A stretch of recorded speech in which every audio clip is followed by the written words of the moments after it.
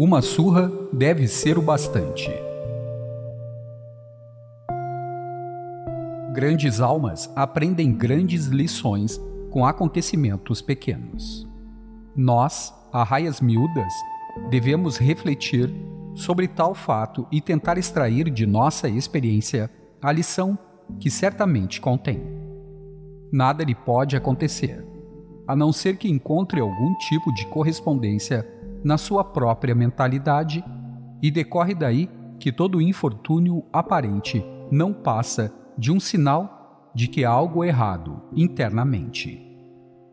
Quando ocorre algo para vexá-lo ou apoquentá-lo, recuse-se a ser abalado. Analise a coisa desapaixonadamente. Descubra onde cometeu o erro e resolva-se a jamais repetir o passo em falso. Coloque o sofrimento presente na coluna de experiência nos seus registros mentais e considere que valeu a pena pela lição que você aprendeu. Desse modo, fará um progresso continuado e rápido em direção à paz de espírito e ao seu lugar verdadeiro.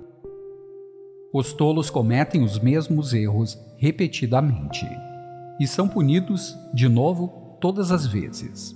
Mas para o estudante inteligente da vida, uma surra em geral é o bastante para o mesmo erro. A vida é mudança. Veja o anjo de Deus em cada mudança. Essa é uma afirmação que você devia escrever na parte interna da sua bolsa e também em algum lugar de destaque na sua casa, onde a veja com frequência. É uma das chaves de uma vida harmoniosa e progressista, especialmente nesses tempos críticos. Se destacará na sua vida como um farol num mar tormento. A mudança é a lei do crescimento, e o crescimento é a lei da vida. Sem mudança não pode haver crescimento, e sem um crescimento contínuo, a vida se extingue, de qualquer forma, deixando o que chamamos de morte. Não há maior erro do que temer a mudança, e, no entanto, muita gente inteligente tem pavor dela e se agarra ao que é costumeiro e familiar. Ter medo da mudança é duvidar da providência de Deus. É um medo insensato do desconhecido. Se não fosse pela bênção da mudança, os homens ainda seriam selvagens primitivos vivendo nas cavernas. E você mesmo ainda seria uma criança mental e fisicamente, não é? Receba bem qualquer mudança que chegue em qualquer fase da sua vida. Insista que vai ser para o melhor. E será. Veja nela o anjo de Deus, e esse anjo tornará novas todas as coisas. Somos todos um só. O Natal é verdadeiramente o festival da fraternidade humana. Essa é a época em que nos lembramos da nossa unidade essencial. A época em que velhos ressentimentos são perdoados e esquecidos. A época das reuniões de família. E a época de recordar os amigos ausentes. Essa unidade essencial da raça humana, todavia, é uma coisa bem mais profunda e real do que a maioria das pessoas sequer desconfia. A verdade é que, no sentido mais literal, somos todos um só. Na verdade, só existe um homem, o homem genérico. E todos não passamos de expressões desse homem. Em verdade absoluta, eu sou você e você é eu, pois só existe um. Meu vizinho do lado é realmente eu próprio. O homem que passa na rua sou eu. O herói que admiro é realmente eu, e o criminoso mais degradado também é eu próprio. Aqueles que acreditam na reencarnação captaram uma verdade cósmica. Porém, habitualmente, o seu entendimento dela ainda é incompleto. O que pode ser chamado de reencarnação simultânea é a verdade definitiva sobre o assunto. Um ser, o Filho de Deus, está encarnado em cerca de 2 bilhões de corpos separados sobre a Terra. E essa aventura conhecemos como a raça humana, a encarnação da humanidade. Em foco. Deus sempre sabe a resposta. Deus nunca se apressa. Os minutos gastos em oração, pedindo sabedoria, pouparão horas gastas consertando seus erros. Tentar orar é orar. Os dois polos da vida são a inteligência e o amor. Una-os em todas as atividades. Porque o seu semelhante não demonstra, isso é problema dele. Não espere começar o seu tratamento com uma percepção.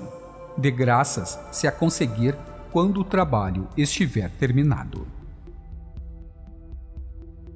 Trate o tratamento. O tratamento espiritual é, na verdade, conhecer a verdade sobre uma dada condição. Parece haver algo errado. Alguém está doente, ou há desarmonia, ou, quem sabe, escassez. Contudo, em vez de aceitar isso, você lembra a si mesmo da verdade. Esse lembrar a si mesmo da verdade é um tratamento muito poderoso, porque dessa maneira não tentamos lutar com o mal, mas sabemos que não está ali. A verdade sobre a vida é que tudo é harmonia perfeita, total e imutável, porque Deus é a única presença e o único poder. Você sabe disso como estudante de metafísica. E muitas vezes o simples lembrar a si mesmo disso provoca uma demonstração bela e rápida. Todavia, é claro que há os chamados casos crônicos, nos quais o estudante, a despeito de tudo o que possa fazer, parece não obter progresso algum. Conheci algumas dificuldades obstinadas e renitentes que foram vencidas pelo seguinte método: faça um tratamento final e definitivo para a dificuldade em questão, lembrando a si mesmo da verdade espiritual a seu respeito.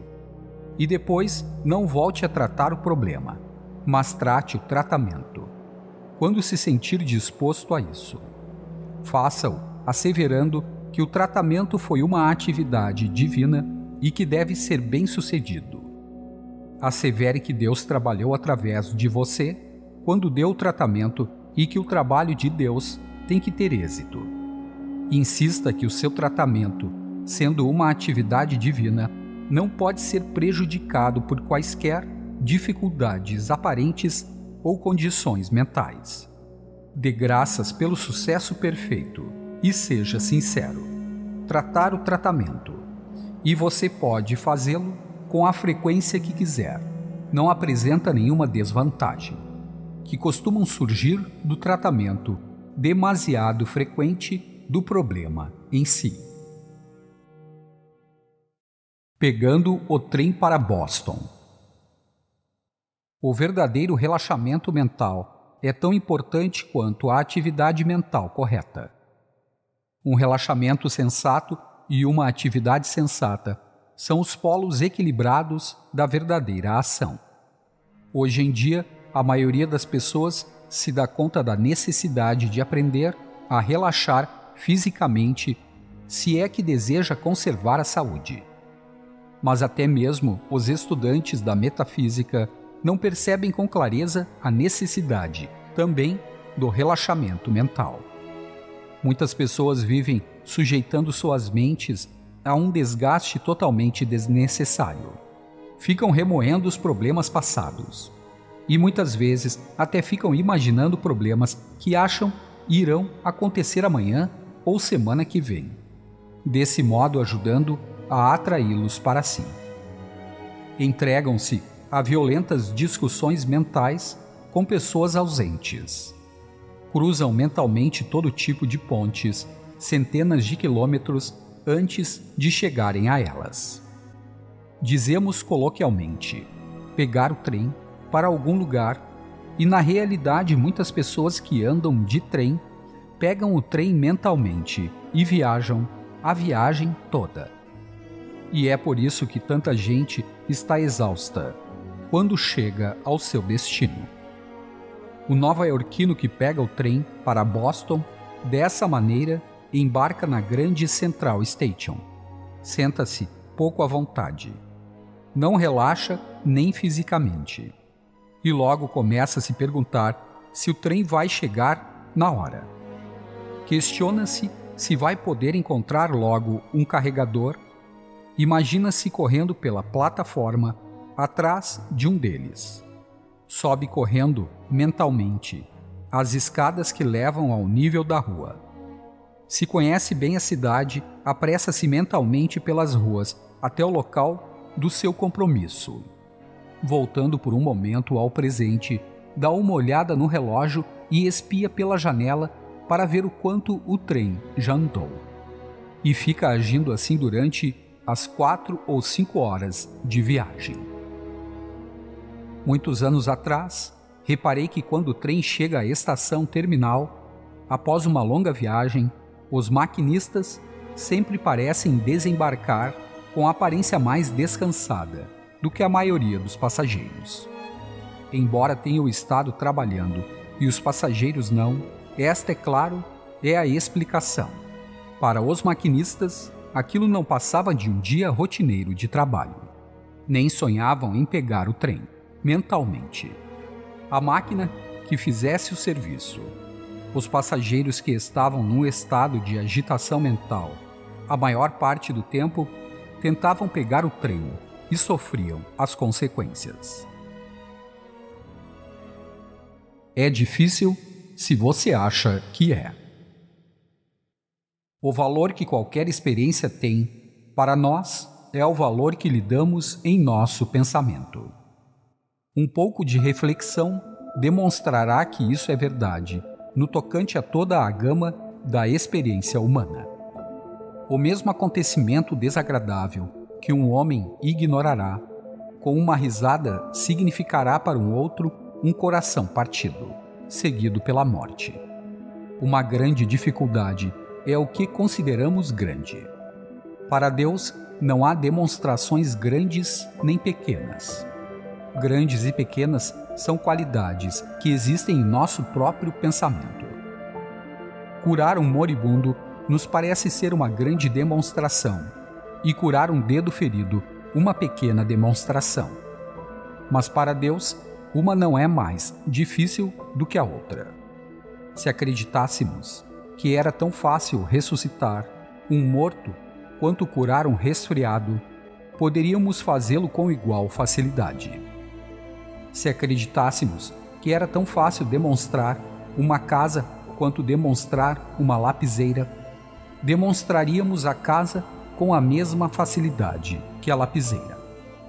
Minimize o problema que está tratando. Não lhe dê importância no seu pensamento. Não se esforce muito. Um sentimento positivo, construtivo, de pouco se me dá, é muito valioso. E quanto menos pressa tiver da sua demonstração, tanto mais breve ela ocorrerá. Se você acha que pode esperar um ano, ela provavelmente chegará na semana que vem. Se puder achar que sabe que ela virá e que não se importa, quando ela provavelmente chegará amanhã. Pressa e pressão são algemas que colocamos em nossas próprias almas.